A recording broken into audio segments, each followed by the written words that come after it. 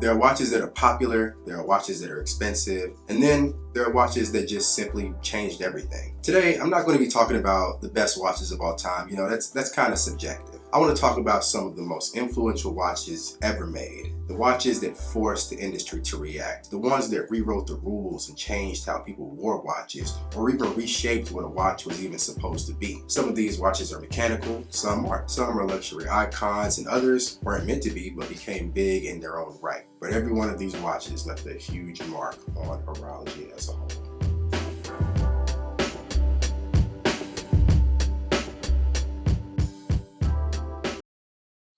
Now, at the start of the 20th century, men didn't even wear wristwatches. The average man could be found sporting a pocket watch, if anything at all. But in 1904, that all changed when Cartier created a wristwatch for aviator Alberto Santos Dumont.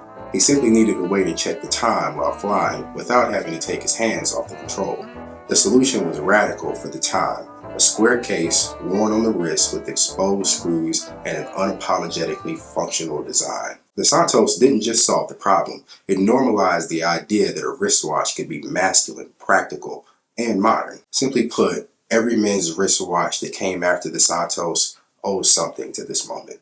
Now, if you ever owned a sports watch or ever wanted to own one, I'm sure you're going to be pretty familiar with this one. Introduced in 1953, good old Rolex Submariner didn't invent the dive watch, but it did perfect the concept. It established a visual and functional formula that still dominates today. A rotating time bezel, highly legible dial, and serious water resistance, all in a wearable case. But the Submariner's real influence wasn't technical, it was cultural. It proved that a professional tool watch could be worn every day and in any setting without ever losing its identity. That single idea reshaped the entire sports watch category. Okay, the Speedmaster. So the Speedmaster, as you can probably guess from its name, began its life as a racing chronograph, one of many competing in a crowded field.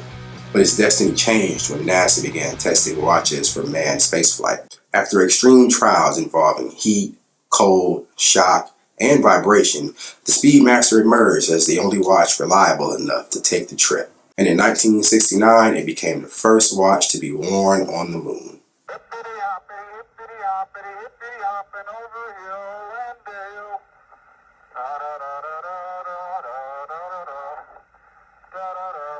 The Speedmaster's influence isn't about marketing, it's about credibility. It proved that a mechanical watch could be trusted with human lives, even under conditions that no watch had ever seen before. And that legacy still defines what tool watch means today. Now, not all influence announces itself. Released during the Great Depression, the Calatrava by Patek Philippe rejected excess at a time when restraint mattered. No complications, no ornamentation, just proportion, balance, and clarity. It introduced a design philosophy that luxury didn't need to be loud to be valuable. Nearly every dress watch from the last 90 years, regardless of brand, has borrowed something from the Calatrava. It taught the industry that timelessness isn't accidental, it's designed. In the early 1970s, Swiss watchmaking was under an existential threat.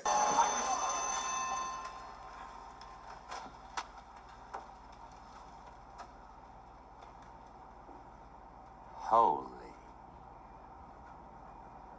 fucking shit. Quartz watches were cheaper, more accurate, and simply dominating the market. Then Audemars Piguet released the Royal Oak, a stainless steel sports watch priced like a precious metal dress watch. It introduced industrial design, visible screws, and integrated bracelets at the highest levels of finishing. With the Royal Oak, AP didn't simply create a new watch model, it created an entirely new category. Luxury sports watches exist today because the Royal Oak proved that they could. Now, if the Royal Oak is the one that saved Swiss watchmaking, this watch is the one that nearly ended it. The Seiko Astron was the first quartz wristwatch ever released. It was astonishingly accurate and massively disruptive, and far more affordable at scale than mechanical watches. It was the Astron that triggered the infamous quartz crisis, which wiped out hundreds of traditional brands. But it also democratized precision timekeeping and permanently changed consumer expectations. To this day, no watch has altered the trajectory of the industry more dramatically than the Seiko Astron. This tiny quartz crystal is helping Seiko change the world's standard of timekeeping accuracy. because a quartz wristwatch is at least 4 times more accurate than any other kind. Accuracy, you can see, as the second hand moves in precise 1-second intervals. The Seiko quartz. Someday, all watches will be made this way. Seiko watches available at fine jewelry and department stores. Now, the G-Shock wasn't designed to be elegant. It was simply designed not to break. Created by Casio in 1983, it redefined durability as the core value of a wristwatch. Shock resistance wasn't just a feature, it was the entire point. Over time, G-Shock became a cultural symbol, crossing boundaries between utility, fashion, and subcultures.